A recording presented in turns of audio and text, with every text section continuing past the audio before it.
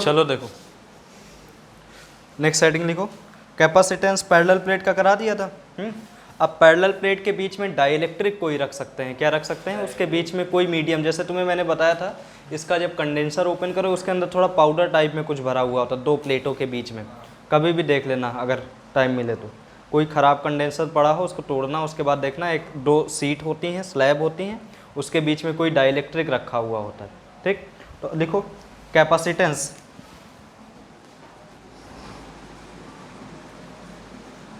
Capacitance of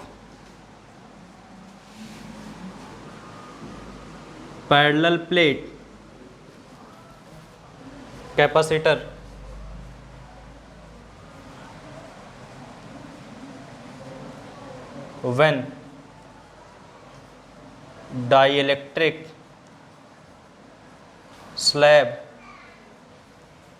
when dielectric slab is placed between them.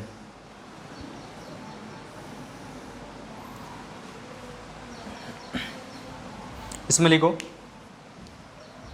consider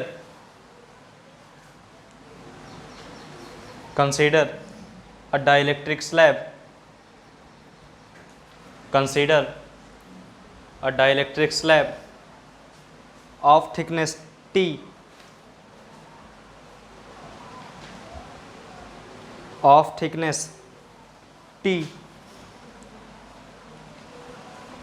be introduced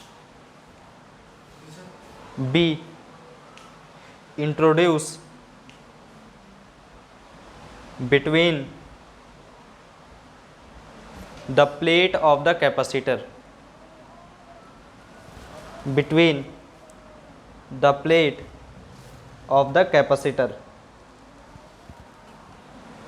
which are at a distance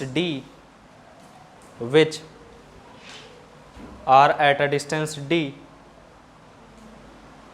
apart,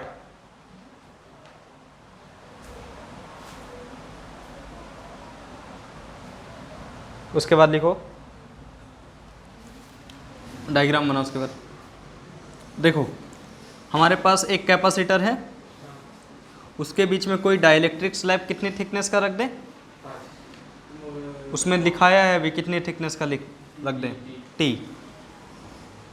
कोई भी एक medium है जो कि T thickness का है, इसकी लेंथ कितनी है टी, और स्मॉल टी ले लो, और दो प्लेट के बीच की दूरी कितनी है डी। देखो वहाँ पे लिखा हुआ है एक तरफ पॉजिटिव चार्ज होगा, एक तरफ नेगेटिव चार्ज होगा। अच्छा एक चीज़ ये बताओ, अगर ये पॉजिटिव है तो इसमें भी बहुत सारे चार्ज होंगे, पॉजिटिव निगेटिव ऐसे करके चार्ज तो सब में होते हैं, ऐसे करके चार्ज होंगे। अब ये पॉजिटिव वाले किसको अट्रैक्ट करेंगे, निगेटिव को, मतलब इस साइड कौन सा चार्ज आ जाएगा निगेटिव। चलो इस साइड सब कौन सा चार्ज आ गया, निगेटिव आ गया, और इसके अपोजिट साइड कौन सा चार्ज आ गया, पॉजिटिव आ गया।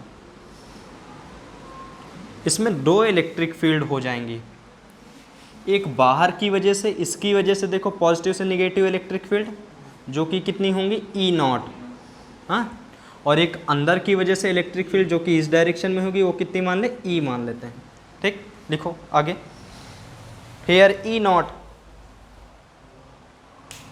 Hair E not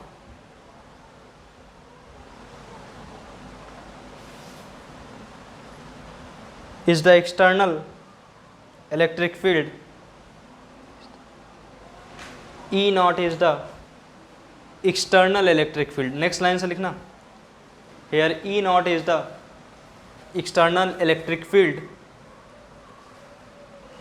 and E is the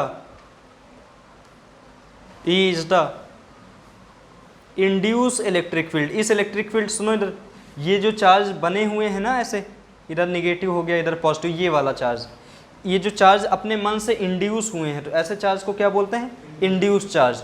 तो ऐसी इलेक्ट्रिक फील्ड को क्या बोलेंगे, induce electric field. And E is the induced electric field,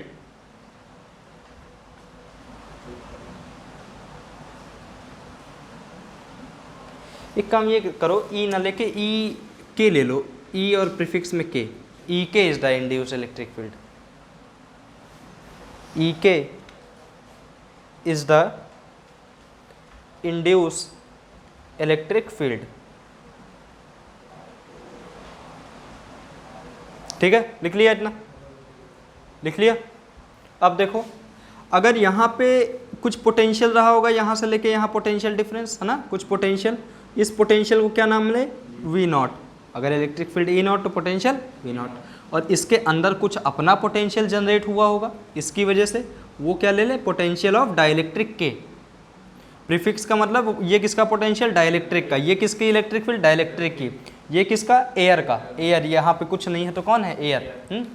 अब देखो, तुम्हें क्या पता है, potential is a scalar quantity. हाँ, पोटेंशियल अगर स्केलर क्वांटिटी है तो नेट पोटेंशियल क्या होगा, net potential equals to V naught plus V K. Scalar quantity में अलजेब्रिक सम कर सकते थे, वी नॉट प्लस वी के।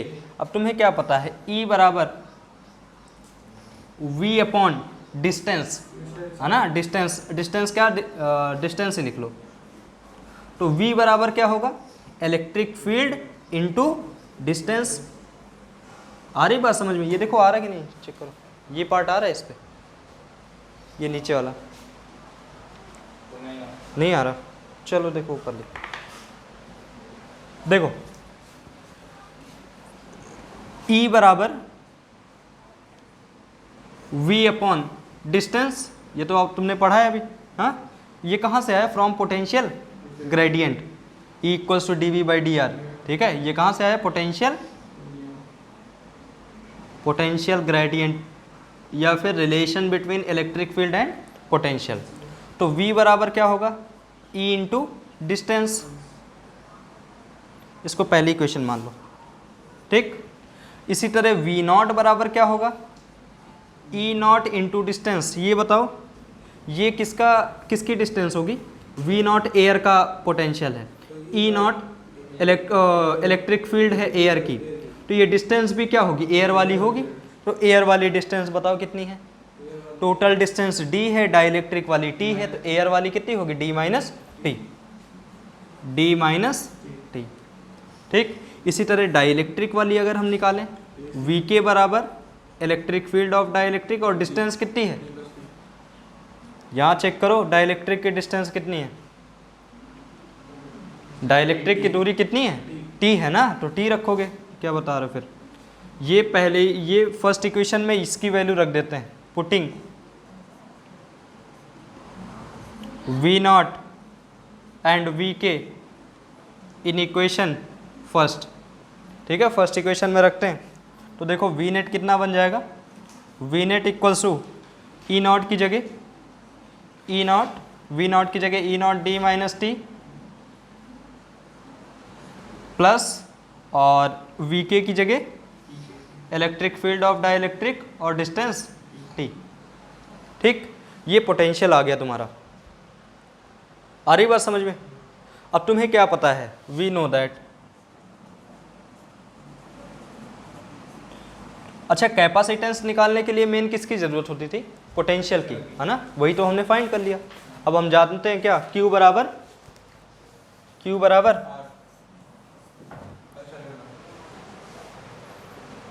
पोटेंशियल और कैपेसिटेंस में बताओ, Q बराबर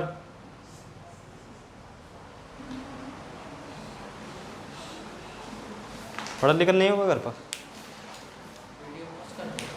नहीं,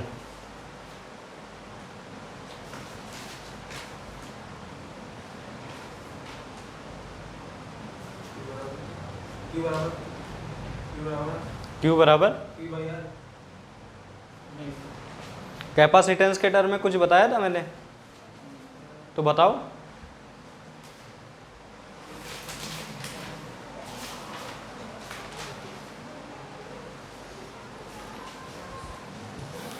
हम नहीं बताएंगे, तुम्हें बताओ, मैं नहीं पता कुछ।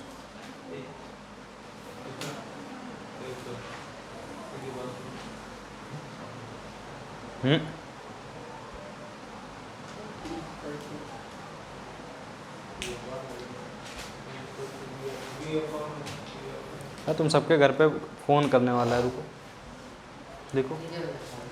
Q बराबर CV, C बराबर क्या था, Q बाई V, ठीक।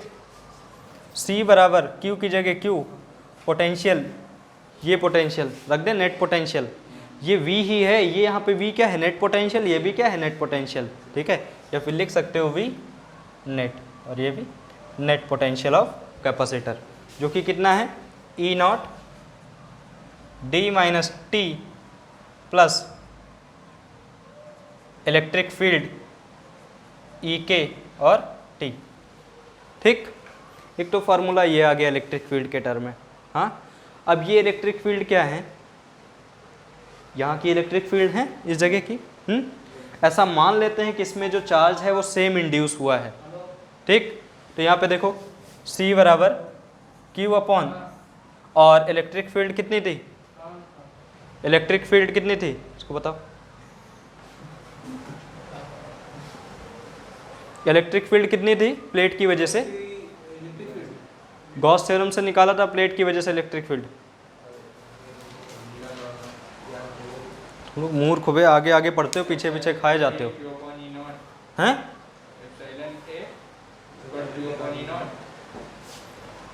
सिग्मा अपॉन एप्सिलॉन नॉट, ये सब कहाँ है, sigma upon epsilon not D minus T plus इसकी इलेक्ट्रिक फील्ड कितनी होगी, sigma upon K epsilon not. क्यों, क्यों, देखो एक फार्मूला तुम्हें मैंने डाइलेक्ट्रिक में पढ़ाया था, K बराबर एप्सिलॉन अपॉन एप्सिलॉन नॉट, है ना।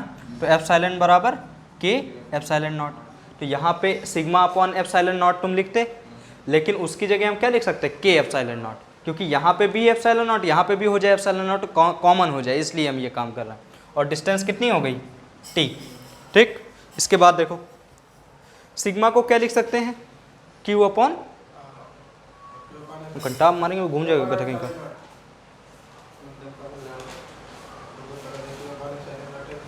Sigma is a surface charge density, Q upon A, ठीक, Q upon A।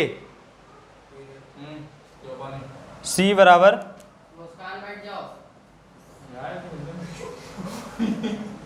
Q upon,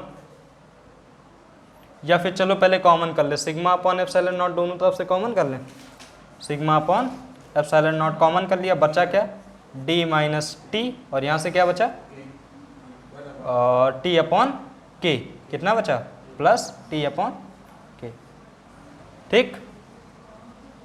अब देखो सिग्मा की जगह क्या लिख सकते हैं, Q अपॉन A, सिग्मा की जगह क्या लिख सकते हैं, Q अपॉन A, यहीं पे रख दे रहे क्योंकि आगे जगह नहीं है, यहाँ पे Q अपॉन A रख दिया वही, और A epsilon not, Q cancel हो गया, A एप्सिलॉन नॉट ऊपर चला जाएगा, तो C बराबर epsilon not A upon D minus T plus T by K, बस यही है फार्मूला।